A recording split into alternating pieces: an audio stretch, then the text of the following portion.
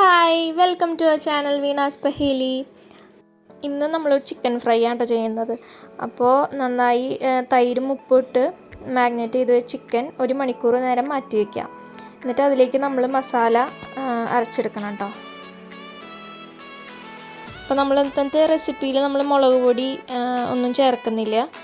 അങ്ങനെയാണ്, ഗ്രീൻ മസാലയാണ് നമ്മൾ അരച്ചെടുക്കുന്നത്. ഓക്കെ,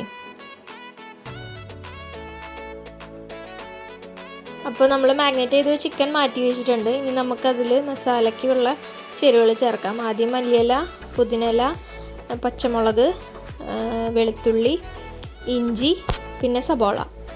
ഇതെല്ലാം നന്നായിട്ട് അരച്ചെടുക്കുക. വെള്ളം ചേർക്കാണ്ട് അരച്ചെടുക്കണം കേട്ടോ.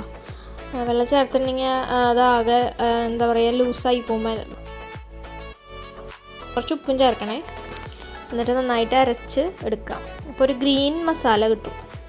ഓക്കെ, അതിലാണ് നമ്മൾ ചിക്കൻ പുരട്ടാൻ പോകുന്നത്.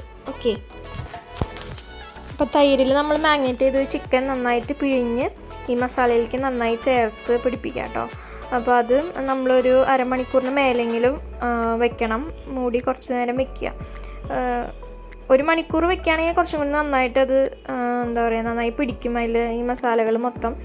അപ്പോൾ ഞാൻ വെള്ളം ചേർക്കണമെന്ന് പറഞ്ഞത് എന്തുകൊണ്ടാണെന്ന് വെച്ചിട്ടുണ്ടെങ്കിൽ അത് എന്താ പറയുക, ഇറച്ചിമ പിടിക്കില്ല, അതുകൊണ്ടാണ്. ഓക്കെ, ഓൾറെഡി അത് ലൂസായിരിക്കും. അപ്പോൾ നമ്മളിനി വെള്ളം കൂടി ചേർത്താൽ കുറച്ചും കൂടി അത് ലൂസായി കഴിഞ്ഞാൽ പിന്നെ ചിക്കനിന് പിടിക്കില്ല.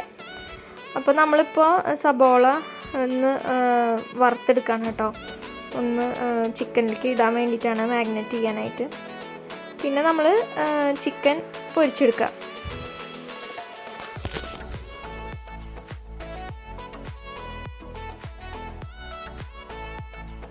നമ്മൾ ഈ പൊരിച്ച ചിക്കനിലേക്ക് കുറച്ച് സബോള നമ്മൾ കുറച്ച് വഴറ്റിയിടുന്നുണ്ട് കേട്ടോ.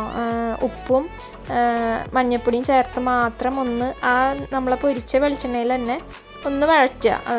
കുറേ വഴറ്റണ്ട, ഒരു 3/4 ഭാഗം വഴറ്റിയിട്ട് ഇതുപോലെ ചിക്കനിലേക്ക് മിക്സ് ചെയ്യുക. അതുപോലെ നമ്മൾ മാഗ്നേഷന് വെച്ച സബോള വറുത്തതും വേപ്പില വറുത്തതും കൂടി ചേർക്കുക. അതുപോലെ പച്ച സബോള അതും കട്ട് ചെയ്ത് ഇങ്ങനെ ചേർക്കാം കേട്ടോ. പിന്നെ ഒരു ഇച്ചിരി നാരങ്ങ നീരും കൂടി ചേർക്കാം. അപ്പോൾ നമ്മുടെ ചിക്കൻ ഫ്രൈ റെഡിയായി. അതുപോലെ വീഡിയോ ഇഷ്ടമാണെങ്കിൽ ലൈക്ക് ചെയ്യാനും ഷെയർ ചെയ്യാനും സബ്സ്ക്രൈബ് ചെയ്യാനും മറക്കരുത്. റെസിപ്പി ട്രൈ ചെയ്ത് നോക്കുക, ഫീഡ്ബാക്ക് അറിയിക്കുക. Okay, by.